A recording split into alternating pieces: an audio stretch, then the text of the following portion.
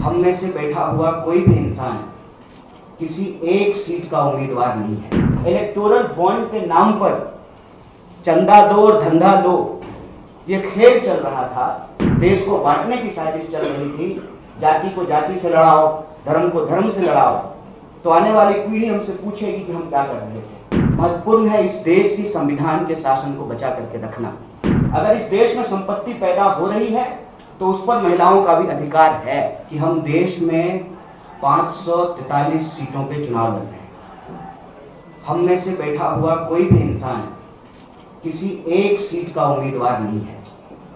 ये इस वक्त मौजूदा हालात में, देश में जो राजनीतिक परिस्थिति है, जो आर्थिक हालात हैं, महंगाई जिस तरीके से इस देश के आम लोगों की जान निकाल रही है, बेरोजगारी जिस तरीके से ऐतिहासिक रूप से सबसे ज़्यादा है, और रोज बरोज अमीरी और गरीबी की जो खाई बढ़ती जा रही है। एक तरफ तो कुछ लोग दुनिया के सबसे अमीर लोग बन गए हैं, दूसरी तरफ स्थिति ये है कि दिनों दिन पर कैपिटा, प्रति व्यक्ति जो जीडीपी है उसका हिस्सा घटता जा रहा है। खरीदने की, सामान को, जरूरत की चीज़ों को खरीदने की आम लोगों की शक्ति कम होती जा रही है।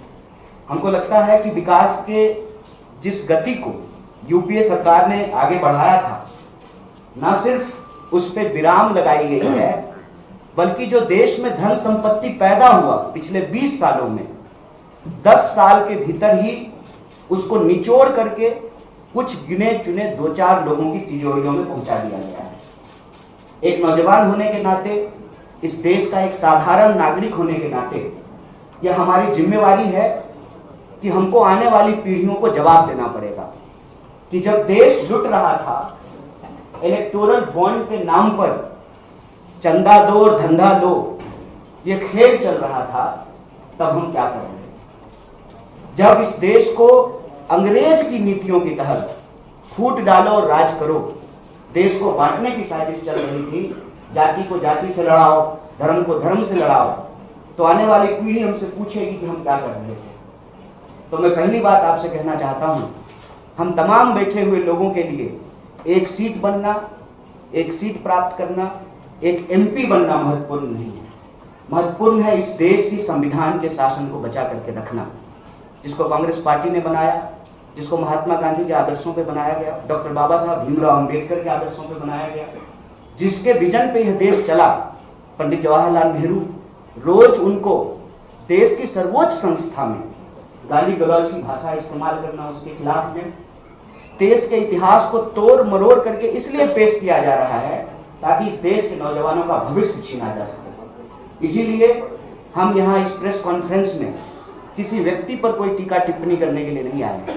हमारे पास दिल्ली के लिए, दिल्ली की 7 सीट के लिए और देश की 543 लोकसभा सीट के लिए एक सकारात्मक एजेंडा है, और वो सकारात्मक एजेंडा ये है कि चाहे आप महिलाओं की बात करें, उनकी भागीदारी कैसे सुनिश्चित की जाए, और महिलाओं को प्रति वर्ष 1 लाख रुपया, अगर इस देश में संपत्ति पैदा हो रही है तो उस पर महिलाओं का भी अधिकार है, तो कैसे प्रति महीने उनको 8,500 रुपया सुनिश्चित किया जाए, हम उस एजेंडे के साथ आए।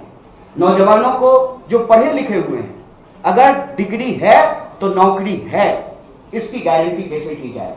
कैसे पढ़े लिखे नौजवानों को 1 लाख रुपया अप्रेंटिस योजना के तहत उनको दिया जाए। कैसे, जैसे जब कांग्रेस पार्टी की सरकार थी, यूपीए की सरकार थी, तो मनरेगा लाया गया, काम की गारंटी की गई। तो जब दिल्ली में हम 7 सीट जीतेंगे तो शहरी क्षेत्र में भी हम कैसे शहरी क्षेत्र के लिए मनरेगा ला पाएंगे। देश के किसानों के लिए, अगर इस देश में बड़े धन पशुओं का कर्जा माफ हो सकता है तो किसानों का कर्जा क्यों नहीं माफ हो सकता।